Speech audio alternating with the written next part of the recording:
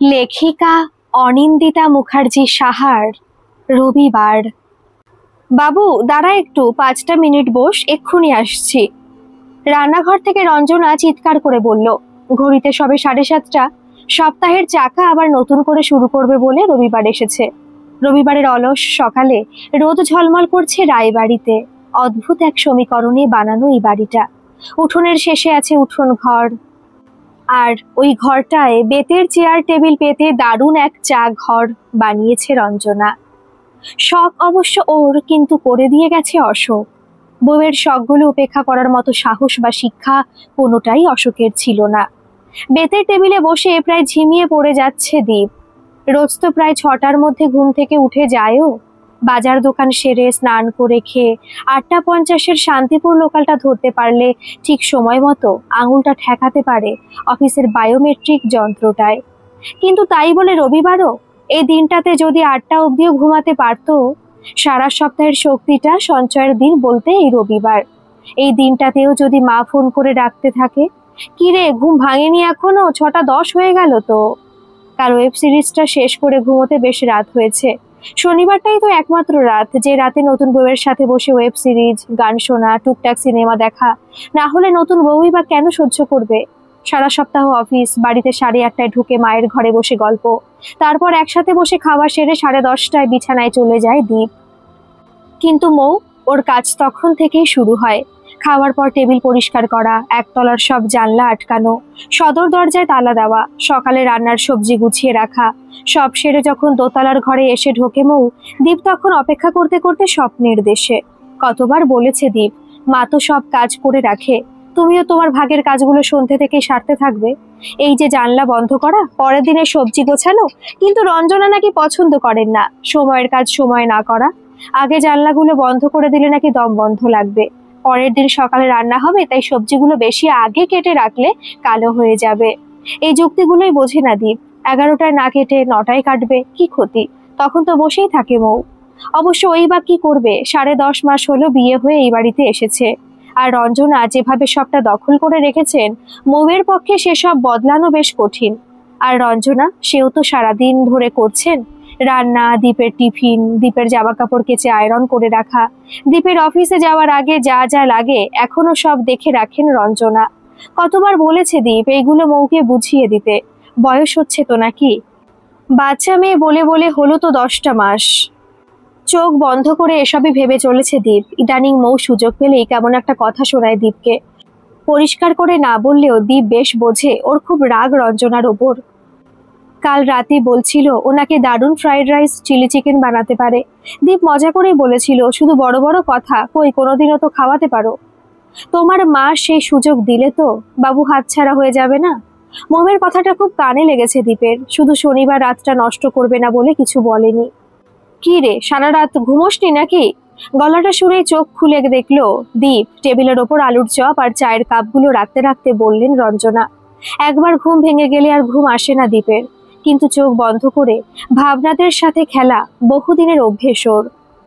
তখন অবশ্য অন্যরকম ভাবনারা আসতো, আর এখন চোখ বন্ধ করলে একদিকে মা আর একদিকে বউ, ঠান্ডা গরম লড়াই যেন। গত সপ্তাহে অফিসের নীলাঞ্জন আলাদা হয়ে গেল বউ নিয়ে। একদম বনিবনা হচ্ছে না মায়ের আর বউয়ের। কিন্তু দীপ সেটা কি করে পারবে? কলেজের প্রথম বছরই অশোক মারা গেল, তখন থেকেই তো দীপের পৃথিবী মানে রঞ্জনা। আর মৌকে ছাড়া আজকাল কাটাবে কি করেও? সেই উদাহরণ তো ওর নিজের মামাতো দাদা। সুবর্ণার সাথে বছর খানেকও ঘর করতে পারেনি। মেজো মামি আর সুবর্ণা বৌদি কোনোভাবেই পাশাপাশি রাখা যেত না দুজনকে। শেষমেশ ডিভোর্স। সত্যি মেয়েটাকে দিয়ে একটা কাজও হয় না। বললাম জানলাগুলো টেনে টেনে বন্ধ কর, তার সে এমন তারা একটা জানলারও ছিটকিনি দেয়নি। ভাম বেড়ালগুলো টের পায়নি কি ভাগ্যিস, খালি ওপরে যাওয়ার তারা।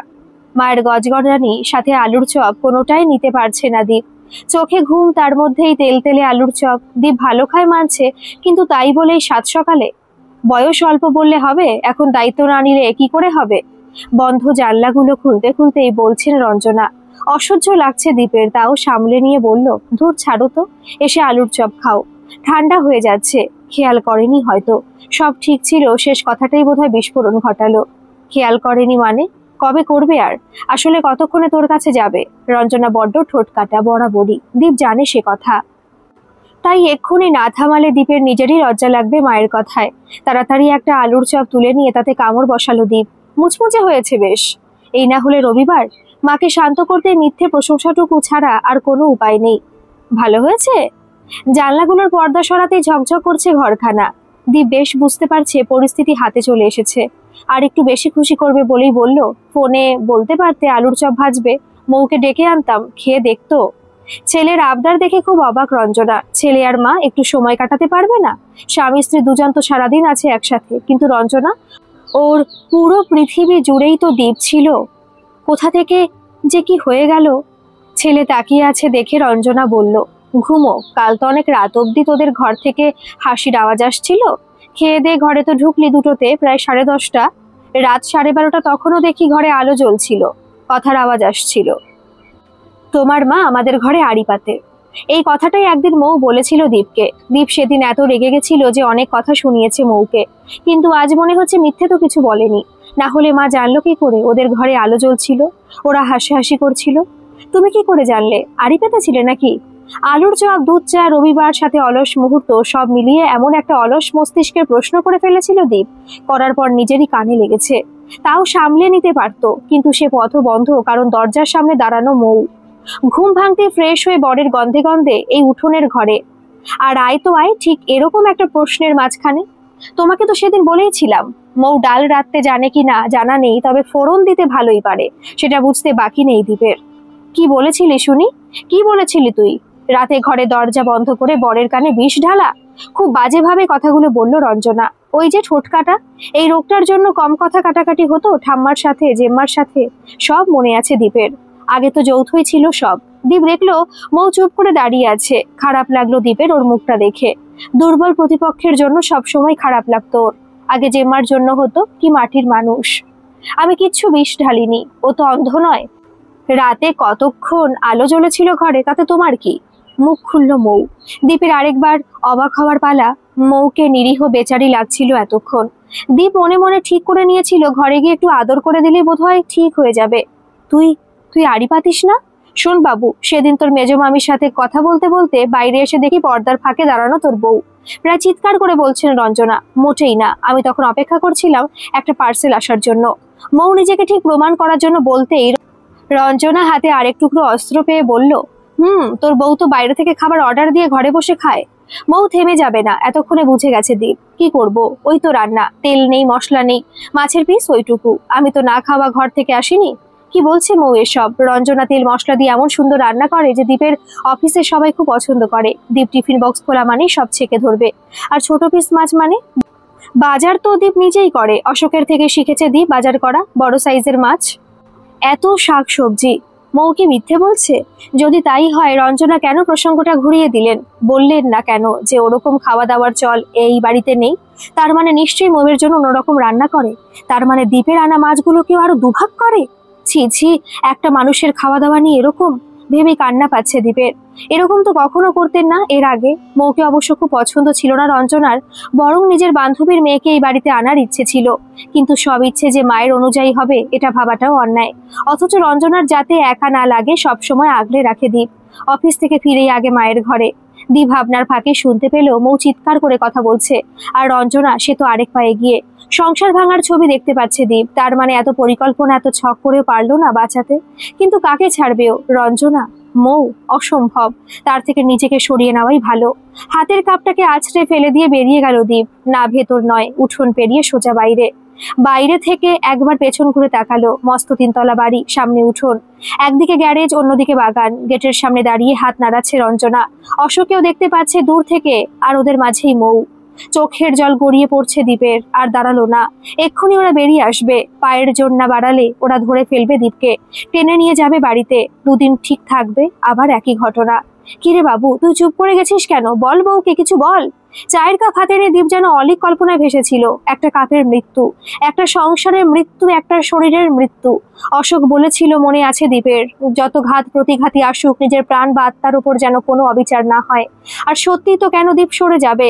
তাতে তো এরা আরো সুযোগ পাবে। কথা বলবে কি করে? 10 মাস যে পেটে ধরেছি, ভুলে গেলি 10 মাসের মোহে? রঞ্জনার কথায় ঝনঝন করে উঠল মৌ। বিয়ে না দিলেই তো পারতে। কথা শেষ হওয়ার আগে হাতের কাপটা সত্যি ভেঙে ফেললো দীপ। চুপ করবে তোমরা? ভুলে যেও না মা, এটা একজন আদর্শবাদী শিক্ষক অশোক রায়ের বাড়ি। এই বাড়ি থেকে এরকম আওয়াজ আমার জন্য লজ্জা। আর একটা কথা শুনে রাখো তোমরা, যদি ভাবো যে তোমাদের কথা শুনে আমি বউ বা মা একজনকে ছেড়ে দেব, ভুল করছো। এক্ষুনি মেল দিচ্ছি ওপরে গিয়ে যে আমি বদলিটা নিতে চাই পুনেতে। থাকো তোমরা, সারাদিন ঝগড়া করতে থাকো। বলেই বেরিয়ে গেল ঘর থেকে দীপ। আমাকে দেবে বলে বসেই আছে, আমি নিচ্ছিলাম না। মা বউ দুজনেই তো আমার, কাকে ছেড়ে থাকবো? গজগজ করতে করতে বেরিয়ে গেল দীপ। অস্থির হয়ে পড়েছেন রঞ্জনা। মৌও বুঝতে পারছে না কি করবে। যা, ওপরে গিয়ে আটকা ওকে। ও অনেকদিন ধরে বলছিল বদলির কথা। হাঁপাতে হাঁপাতে বললেন রঞ্জনা। মৌও যেন বড্ড ভয়ে পেয়ে গেছে এবার। ওকে ছাড়া এই বাড়িটা তো একটা ভুতুরে বাড়ি। তাড়াতাড়ি ছুটতে গিয়েও থমকে ফিরে এলো মৌ। তারপর রঞ্জনার হাঁটুর কাছে বসে বলল, মা। রঞ্জনা অবাক হয়ে তাকালো। মেয়েটা মা বলে ডাকে ঠিকই, কিন্তু কেমন যেন অগোছালো। আজ যেন বুকের ভেতর থেকে ডাকলো। না তাকিয়ে পারল না রঞ্জনা। চলো মা, একসাথে ওকে আটকাই। ও ছাড়া এটা বাড়ি থাকবে না। আর আমাদের লড়াইয়ের একমাত্র কেন্দ্র দ্বীপ। তাই আমাকে একা না, তোমাকেও যেতে হবে। মৌয়ের কথায় কেঁদে ফেলল রঞ্জনা। ও যে বড় আদরের ধন আমার। ও লড়াইয়ের কেন্দ্র হবে কেন? ওর সুখেই তো আমার সুখ। ও ভালো নেই মৌ। দুঃসময় বোধহয় মানুষ শত্রুকেও আঁকড়ে ধরে। ওপরের ব্যালকনিতে দাঁড়িয়ে সেটাই দেখছে দীপ। মনে মনে হাসছে। পুনে? পুনে কেন? আমেরিকা, মঙ্গল গ্রহ কোথাও না, এই বাড়িতেই থাকবে দীপ। দুজনকে তিলে তিলে শায়েস্তা করবে। এই এখন মাকে নিয়ে বেরোবে পুজো দিতে। অনেকদিন ধরে বলছিল তখন ভালো করে বোঝাতে হবে মহিলাকে, মা মাই হয়। সবার সাথে প্রতিযোগিতায় নামার দরকার নেই। বাড়ি ফিরে মৌকে নিয়ে দুপুরের শোতে সিনেমা দেখতে যাবে। ও বেশ কিছুদিন ধরে বলছে ওখানে গিয়ে ওকে বোঝাতে হবে বউয়ের জায়গাটা সম্পূর্ণ অন্য। ওখানে কারোর তুলনা টানার দরকার নেই। সুবিধা অসুবিধা বরকে বলতে হবে, ঝগড়া নয়, আদরে আবদারে। এতে কাজ হলো কিনা দেখার জন্য দুজনকে একসাথে নিয়ে যাবে ডিনারে। ওখানে যদি আবার কোনো অসংলগ্ন কিছু দেখে, আবার নতুন পরিকল্পনা। এদের কিছুতেই পাত্তা দেওয়া যাবে না। দীপ দেখলো মৌ সিঁড়ি দিয়ে উঠছে, আর ওর হাত ধরে উঠছে রঞ্জনা। জিভ দুটো যেন বেরিয়ে আসছে দুজনের। বেজায় বিপাকে পড়েছে। হাসি পাচ্ছে দীপের। মুখ লুকিয়ে ফোনটা কানে নিয়ে বলল, না না, রাঁচি নয়, রাঁচি কাছে হয়ে যাচ্ছে, আমি পুনেতেই যাব। আপনারা ব্যবস্থা করুন। বাবু দাঁড়া। দীপ, এত তাড়াতাড়ি সিদ্ধান্ত নিও না। আজ তো রবিবার, দেখে নাও দুটো দিন। প্রায় কাঁদতে লেগেছে রঞ্জনার মৌ। দীপ ফোনে কথা বলার ভান করেই যাচ্ছে। রবিবার, রবিবার সব কাজের মানুষদের কাছে একটা সুন্দর দিন, শখের দিন। তাই জন্য এই দিনে বাড়িতেও রান্না করতে দেয় না দীপ। কত ভাবে দীপ ওদের জন্য কি করে ওদের ভালো রাখা যায়। আর এদের দেখো, ভাববে এবার থেকে, ভাববে। মনে মনে ভাবতে দীপ দেখলো দুজনেই ছুটে এসে ঝাঁপিয়ে পড়লো দীপের বুকে। একদিকে মা, একদিকে বউ, দুজনের হাত দুজনের ওপর। এইটাই তো চেয়েছিল দীপ। তার জন্য রবিবারটা কঠিন হলেও ক্ষতি নেই।